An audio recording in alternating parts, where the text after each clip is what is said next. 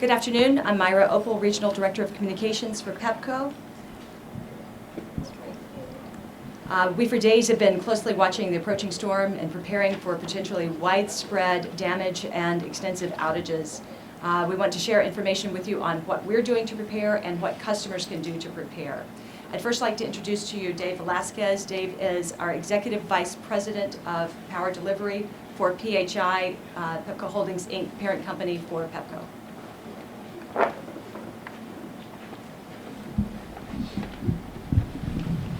Myra, thanks. Good afternoon. We monitor weather on an ongoing basis, as you'd expect, and we've been monitoring Hurricane Sandy since very early this week. And of course, we'll continue to monitor it throughout the storm coming in closer to us. Although the storm is not expected to make landfall till early next week, as you'd expect, our preparations have begun in earnest earlier this week.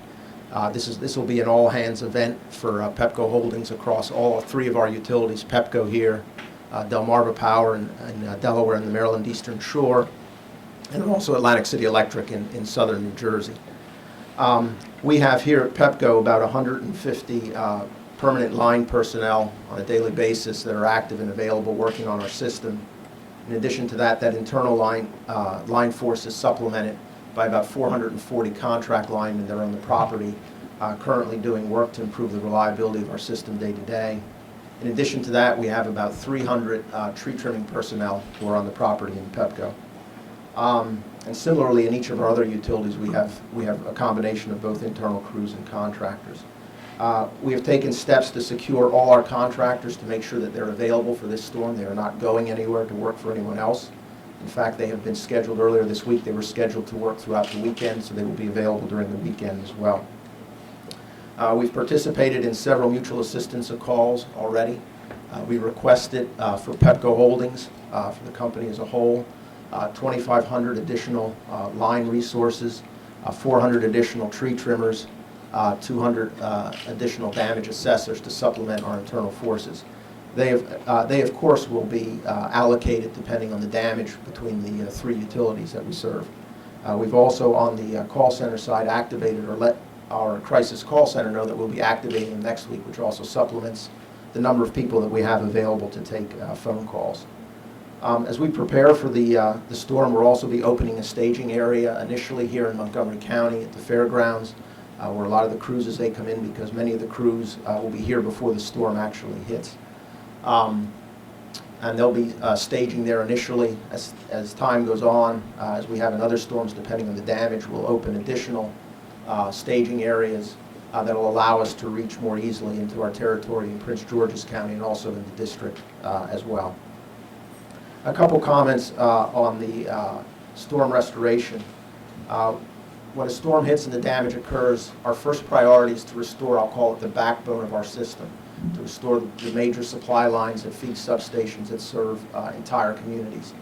And often when our crews are working to do that, people will not see the crews working in their individual neighborhoods because some of these lines are on specific right-of-ways and not in the neighborhoods.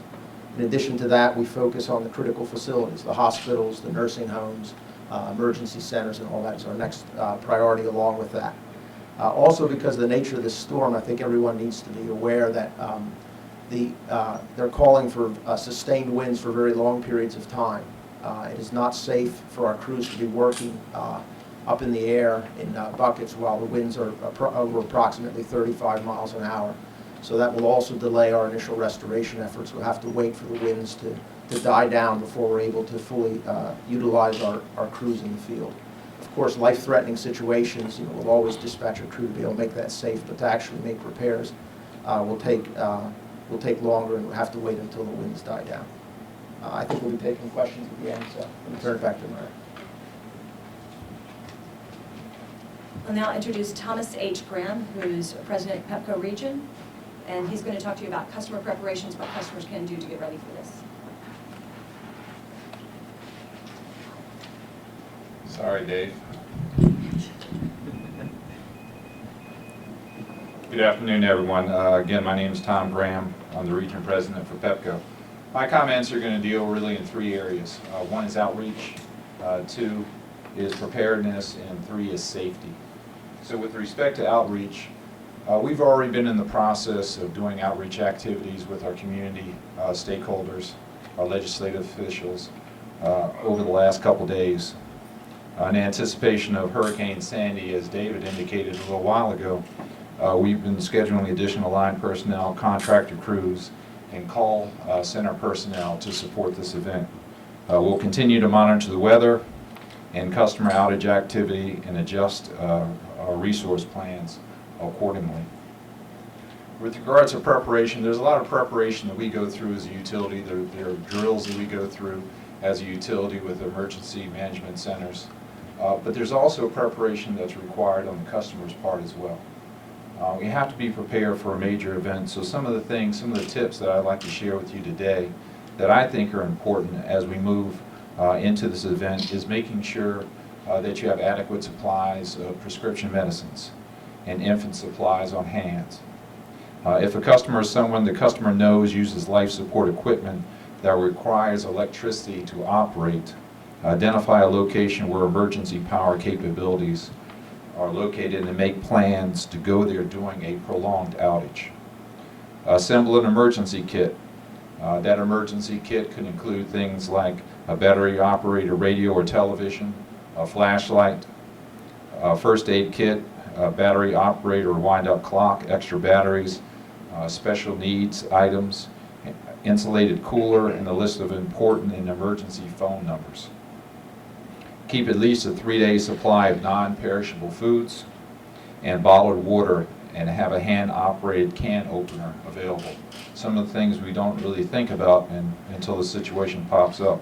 Also have a telephone with a cord, or a cell phone to use as a backup. Cordless telephones require electricity and they will not operate during an outage. Protect electronic equipment, unplug sensitive electronics, or plug computers and other sensitive equipment into surge suppressors, and consider their UPS or uninterruptible power supply for temporary battery backup. Also turn power off to flood-prone basement appliances if it is safe to do so.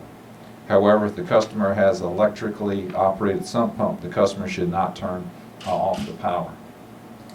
Now, the final area I'm going to address is from a safety perspective. We reiterate this message over and over again, but in times like this, we experience down wires. All wires should be considered live and should be reported, and customers should stay away from down wires. Let experienced people come to that area, make the determination, make the area safe. All outages and down wires should be reported at 877-737-2662. Again, that number is 877-737-2662. Also available, you can report outages through Pepco.com, and there's also a mobile app that's available to not only report your outage, but kind of monitor it as well. Tune to local news broadcasts for the latest weather and emergency information. Follow the advice of local emergency management officials. Take cover if necessary. And for more information and updates, we encourage you to visit www.pepco.com. Follow us on Facebook and Twitter at Pepco Connect. And again, download our mobile app at www.pepco.com/mobile app. And again, I'll be available for questions at the end. Karen? This is Karen Bacon, Director of Emergency Preparedness for Pepco Holdings, Inc. And she's going to talk to you about our overall emergency planning.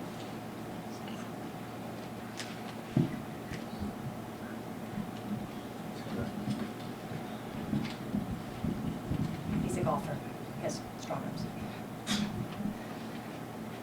Good afternoon. I'm Karen Bacon. Welcome to our Emergency Command Center here at the Control Center of Bethesda. You are sitting in what we consider the storm room, where the team that will respond to the upcoming event will plan, coordinate, allocate resources in response to the Pepco restoration activities. Preparation is essential when it comes to effectively and safely restoring a system after a storm has passed through our region. We maintain a comprehensive set of emergency response plans. They have been activated, and we are in our 72, 48-hour, 24-hour checklist preparations. We have also begun implementing our plans themselves and activated our emergency teams. Preparation meetings, both internal and externally, are underway. One important thing to know is that we routinely hold drills that test the capability of our plans and our folks' knowledge of the plans. We've had several drills over the course of this past year, including a large functional exercise that was held in September that dealt with a hurricane. So, having had the experience of working with our plans, managing our response to the plans in a drill scenario, we are prepared to execute on our plans. Another important aspect of preparedness is reaching out and coordinating and communicating with our local and state emergency management agencies. These discussions began about 2 days ago, and they will continue as we go all the way through the weekend. And then most likely, should we have an event that requires an activation of the emergency operations centers at our local EMAs, we will be staffing folks in those emergency operations centers to ensure we have the coordination and the communication that we need with our local emergency management agencies. And that's all I have. We'll open for questions, and if you can kind of narrow it down, we'll start with Dave, if you've had any questions about our preparedness in terms of operations. I missed that number. You said you have some, did you say 2,500? We made a request to bring in an additional, Pepco Holdings, the parent company for the 3 utilities, made a request to bring in an additional 2,500 linemen from other utilities, other areas of the country. In addition to that, we asked for 400 additional tree trimming personnel to come in to help us as well. When will they get here? They will come in stages because they're coming from different parts of the country. They will also, in some cases, as you can see, the storm is moving up the coast. So some of the utilities that will be sending us crews will be waiting until the storm passes their territory before they release the crews. So they'll be coming. There'll be, I'll say, a significant number that will be here before the storm hits here. And then I expect some will be arriving after the storm hits as well. And when can I see them here? Will they be here Saturday or Sunday? I think some of them will begin arriving on Sunday. There'll be a larger number coming on Monday. That's why we have set up the Montgomery County Fairgrounds as a staging area, which is where those crews will initially go to be briefed, get their safety briefing, and then be, I'll say, dispatched to wherever there's damage, whether it's here or in one of the other utilities. And they're coming from as far away as? We initially, again, have made a request. I think some of them are coming from the Deep South along the Gulf Coast. I think some are coming from Texas, and I'm not sure yet exactly where all the other ones are coming. I don't want to echo too much of that question, but in terms of, you make the request for 2,500, when are you told exactly how many you will get? Because I'm imagining BGE, other, up and down the East Coast, people are making their requests. When do you find out when you will get these? We were on a call this morning, and we've received commitments for over 400 of the linemen that we requested already, and I think about over 350 of the tree trimming crews. There'll be another call tomorrow morning where we'll again see if there's additional commitments that we're able to secure to fill that request of 2,500. Once they hit the ground, what will be different this time around? You go through this time after time, and you get these crews, and again, you can't tell until the storm passes what kind of damage you've got. What's going to be different, though, from the customer's point of view? Will they see restoration sooner? What kind of outcome can they expect? Well, I'll point to a couple of things. One is I think everyone needs to recognize that a hurricane-style event is going to be a multi-day event. The crews that come in, are trained to handle whatever the problem is. So whatever the problem is, they are trained to be able to handle that. In addition, I think everyone needs to recognize that in an event like this, most of the damage ends up being caused by trees, many of them outside of our rights-of-way. So there will continue to be, as there was in the derecho event, as there was in Hurricane Irene, significant damage caused by fallen trees, many of which are falling limbs, many of which are outside of our right-of-way, and therefore haven't been taken down or trimmed, if you will. And there's just, in a hurricane-style event, there's no way to prevent that. But with all the trimming you've done in the past year, year and a half, 2 years, do you expect to see a better outcome?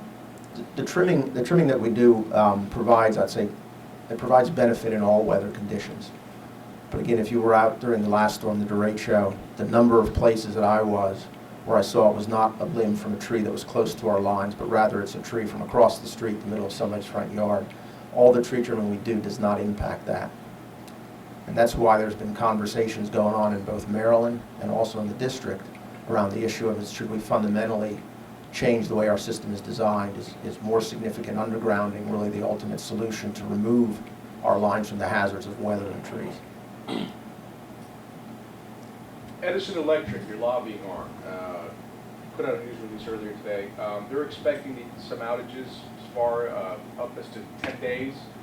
They're describing it as the worst storm in this region we've seen in 100 years. What's your assessment of the severity of this storm and what we can actually see here? The storm, the exact landfall or track of the storm, we don't know yet, and may not know for a couple of days. So to be able to estimate exactly where the damage is going to occur is pretty difficult at this point. This is a hurricane. A hurricane is a major event. Wherever it makes landfall, wherever the cone of the winds are, there will be significant damage. It's just too early to tell exactly where that'll be, and the extent of that damage we'll have to wait to see. Can we ask Tom a question or two? Sure. Anything else from Dave? Tom's turn. Mr. Graham, just what do you say to your customers who say, oh my God, here we go again? You know, I would say that we're actually doing everything that we possibly can to prepare. But as I said a little bit earlier, I ask our customers to prepare as well. It's a community effort. You know, we learned that back in 2003, 2004 with Hurricane Isabel. It's not about power restoration. It's bigger than that. It's about restoring a community. It's about people's lives that are impacted. We're going to do our part, but everyone has to play a role. We're trying to secure every available resource we can. Just Dave spoke a little earlier. PHI has requested about 2,500 resources. We're getting commitments. The event is significant. As you just indicated, the difference between what we just experienced on June 29th and the derecho is something that came through the system very quickly. This is something that's going to come on our system and sit, and it could sit for 24 or 48 hours.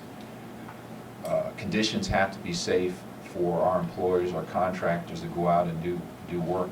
So once the winds subside, then we can begin that restoration process. Again, every event is a little bit different. This is a new challenge. Do we see it coming? Yes, we see it coming a little bit different from the derecho, where it was, as the Governor O'Malley described it, a hurricane with no warning. You know, this is a warning. We're tracking it. We've been tracking it, and that's why we're doing so much outreach, to make sure that everyone's aware that this is a serious situation. We're taking it very seriously, and we will respond appropriately. But when an event like this comes on our system, you have to understand it's a multi-day event. And we will get out there as quickly and safely as possible and restore service, but it is a multi-day event. There are a lot of your customers who I think have lost confidence in Pepco, judging from just the sale of generators that are selling like hotcakes. All right. What sort of assurance can you give Pepco customers that their electricity will come back on should they lose it in a reasonable time? Yeah, I would have to say that, you know, all we can do is restore the damage. We can't control the weather. During the derecho, there were about 483,000 customers are impacted, and there was significant damage. If we have 100 snap poles and 200 transformers and 3,000 wires down, I mean, that's real work that has to be done. So we're going to go out there, we're going to work 16-hour shifts, we're going to work 24 hours a day. But it does take time to restore the system. It's like rebuilding your home. And you know, unfortunately, we've had some experience doing this, but it does take time. So the only assurance I can say is we're doing everything we can right now today to make sure that the resources in place and continue to try to obtain those resources necessary. But at this point, we really don't know what impact it's going to have on the system. Will it be better? Will your response be better than it was during the derecho? During the derecho, we did not have the opportunity to do a lot of planning because of the suddenness of the event. We do have the opportunity now. We have about 500 resources, over 500 resources that are available today between Pepco personnel and also contract personnel that have been working on reliability projects for the last couple of years. So we're in a better position there. We're also in a better position to, as Dave indicated and as Karen indicated, we've been participating on the mutual assistance calls. So now we've had the opportunity to reach out, try to identify where we can get resources from. Those resources, we have some commitments. We'll continue to seek commitments. But again, it's just like every other utility that's being hit. And that derecho, there were about 4 million electric customers that were impacted from the Midwest here. You know, I hope that is not the case because that's a real tragedy for people, you know, throughout this region. But whatever the weather presents, you know, we'll be out there working as hard as we can. And to the people who may have lost confidence in Pepco, you say? I say we're here. We are your utility. We're working hard every day to restore your service. Not only on major events like today, like what's going to take place in the next couple days, but trying to improve service on a day-to-day basis. You know, everyone in that company is committed. There are nearly 5,000 employees in PHI, a couple thousand in Pepco, that everyone has a second job, and we're committed on a 24-hour basis to restore service. So whether your job is in administration, whether it's in accounting, or whatever it is, you have a second job now. And all you care about is restoring service for the customers, restoring service quickly and safely. And you know, Pat, one of the things you really have to consider, you know, we chatted a little bit earlier, is, you know, a lot of us live here. You know, these are our families, these are our friends, these are our neighbors.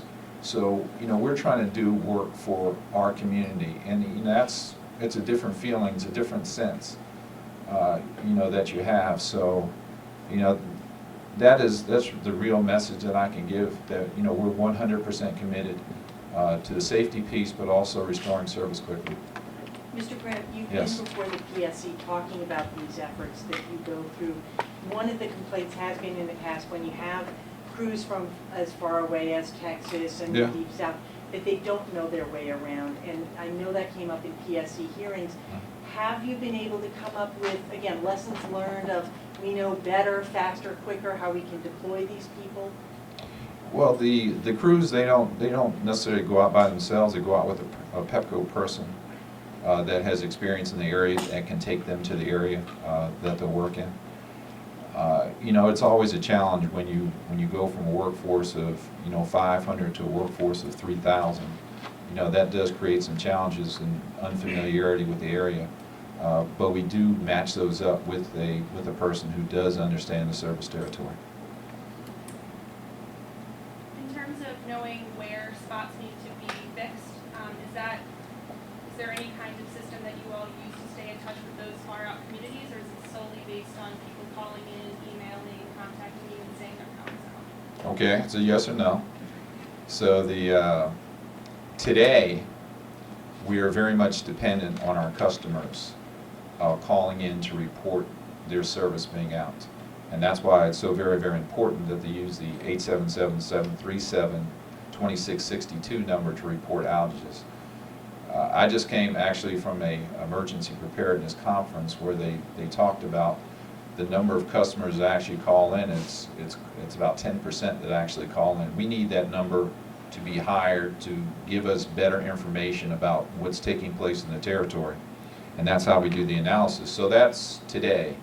So in the future, For the last couple of years, we've been working on the implementation of AMI, or Advanced Meter Infrastructure. And currently, we're about 98% done with the meter exchange in the District of Columbia, with about 96% of those meters that are activated. And in our Maryland territory, that number is about 60% on the exchange side and maybe about 30% on the activation side.